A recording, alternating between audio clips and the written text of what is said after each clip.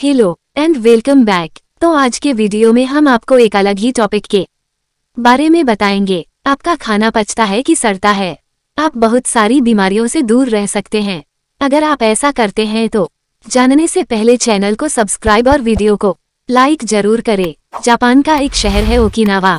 इस शहर के बारे में अगर आप गूगल पर सर्च करेंगे तो आप पाएंगे कि ये दुनिया का सबसे हेल्दी शहर है, क्योंकि यहाँ पर लोगों को आम तौर पर कोई बीमारी नहीं है और यहाँ पर ऐसे लोगों की पॉपुलेशन दुनिया में सबसे ज्यादा है जिनकी उम्र 100 साल को पार कर चुकी है।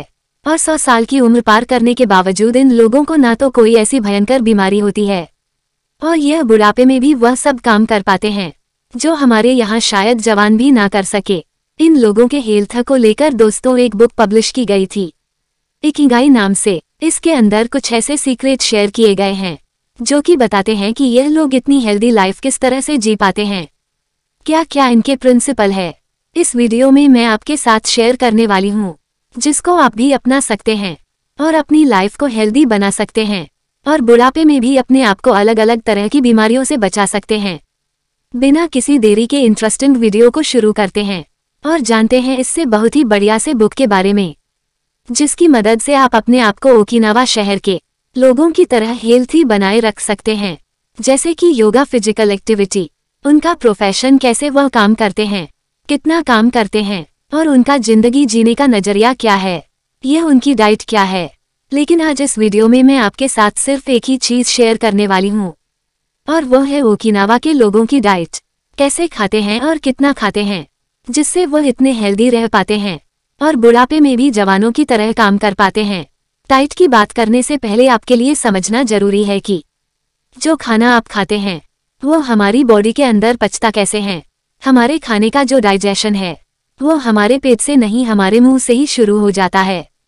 जब कोई खाने का निवाला आप अपने मुंह में डालते हैं और उसको जब चबाना शुरू करते हैं तो वहां पर वर्किंग रिलीज होता है जो कि हमारे खाने के अंदर मौजूद स्टार्च को पचाने का काम करते हैं।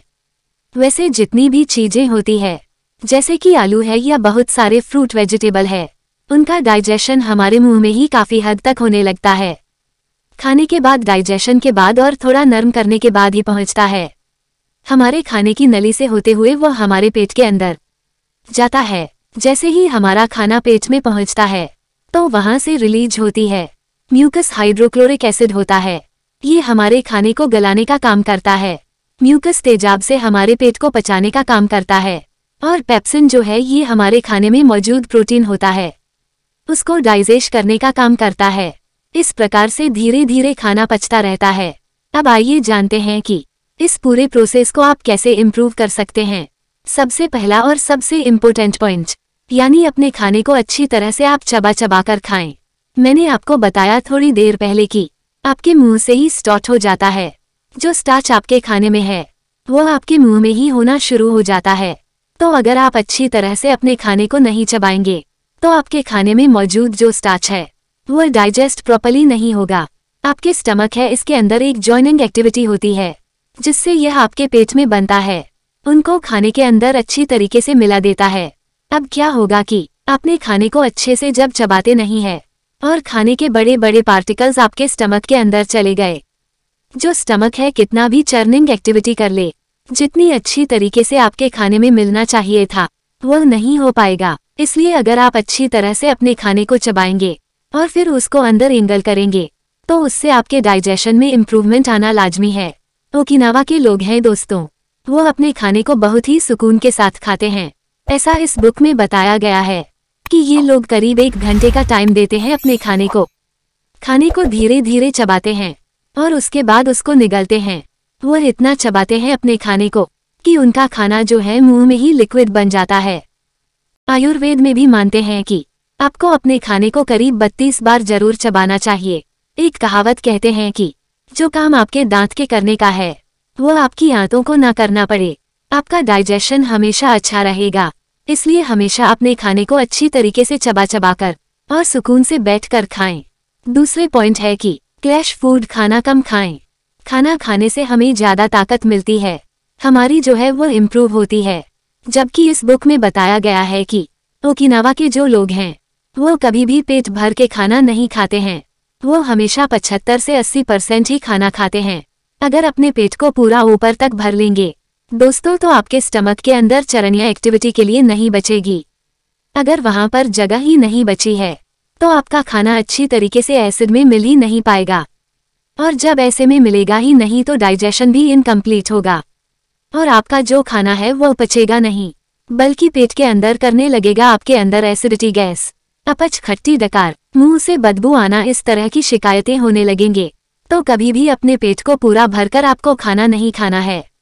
हमेशा 70 से 80% कैपेसिटी ही आपको खाना खाना चाहिए। खाना खाने के फौरन बाद आपको कभी भी पानी नहीं पीना चाहिए।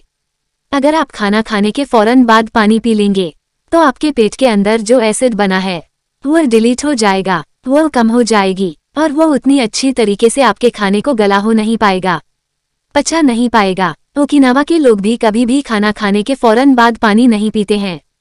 आयुर्वेद यह मानता है कि आपको खाना खाने के बाद पानी नहीं पीना चाहिए, क्योंकि हमारे पेट में खाना खाने के बाद एक अग्नि ज्वलन होती है, एक डाइजेस्टिव फायर पैदा होती है जो कि खाने को पचाती है। खाने के फौरन बाद पानी पी लेंगे तो अकॉर्डिंग आयुर्वेद जो अग्नि है ये बुझ जाएगी और आपका प्रॉपर्ली नहीं हो पाएगा। चौथा बहुत ही इंपॉर्टेंट पॉइंट है रेगुलर फिजिकल एक्टिविटी, यानी आपको कुछ ना कुछ फिजिकल एक्टिविटी जरूर करनी चाहिए। बुक में बताया गया है कि ओकिनावा के लोगों के सारी उम्र काम करते हैं, रिटायरमेंट का कोई कॉन्सेप्ट ही नहीं है। ओकिनावा के जो लोग हैं वो ऐसे काम करते हैं जिसमें कि उनको फिजिकल एक्टिविटी ज़्यादा से ज़्यादा करनी पड़े। वहाँ के लोग टेक्नोलॉजी से बहुत दूर रहते हैं और इसी वजह से आप कह सकते हैं कि वहाँ के लोग एक्टिविटी करते हैं सारा दिन, इसलिए हेल्दी रहते हैं। वो हेल्दी रहने के लिए एक्टिविटी नहीं करते हैं जैसे कि हम लोग हैं। तो इसलिए अगर आप भी चाहते हैं कि आप हेल्थी बने रहे तो आपको रेगुलर फिजिकल एक्टिविटी जरूर करनी चाहिए। अगला पॉइंट है कि आपको फाइबर अपने खाने में ज़्यादा से ज़्यादा लेना चाहिए। फाइबर अमूमन वेजिटेबल फ्रूट्स इसके अंदर ज़्यादा होता है, तो आपको अपने खाने में ऐसी चीज़ों को ही शामिल करना चाहिए और उनको और खाना चाहिए या नहीं पूरा खाना चाहिए। अगर आप किसी फ्रूट का या किसी और वेजिटेबल का जूस निकाल लेते हैं तो आपने उसमें से वो फाइबर अलग कर दिया जो वेस्ट समझते हैं। बेसिकली यही फाइबर होता है और यही हमारी डाइजेशन के लिए, हमारी हेल्थ के लिए बहुत जरूरी होता है। तो आपको कोशिश करनी चाहिए कि आप जूस लेने के बजाय रिफाइंड चीजें लेने के इस्तेमाल करें अपनी डाइट में। ओकिनावा के लोग भी दोस्तों अपने खाने में ज़्यादातर फ्रूट्स, वेजिटेबल्स और ग्रीन्स का इस्तेमाल करते हैं। प्रोसेस्ड फूड वो बिल्कुल भी नहीं खाते हैं और इसी वजह से वो इतने ज़्यादा हेल्दी रह पाते हैं। दोस्तों ये 5 टिप्स जो आज मैंने आपको इस वीडियो में बताए हैं यह ओकिनावा के लोगों की लाइफ का हिस्सा है। इसके लिए वो कोई अलग से ट्रेनिंग उन्हें नहीं करनी पड़ती है, उनके यहाँ ऐसा ही चलन है और वह इसी के आदी है। और हम भी अगर इन चीज़ों की आदत डाल ले, इनको अपने लाइफस्टाइल का हिस्सा बना ले, तो हम भी उन लोगों की तरह ही रह सकते हैं 100 साल तक। आप इनमें से क्या क्या करते हैं कमेंट बॉक्स में जरूर बताएं। चैनल पर अगर नए हैं और पहली बार वीडियो देखी है तो चैनल को सब्सक्राइब भी कर लीजिए और अगला वीडियो किस टॉपिक पर बनाए ये जरूर कमेंट बॉक्स में बताएं। मिलते हैं नेक्स्ट वीडियो में। Take care and bye.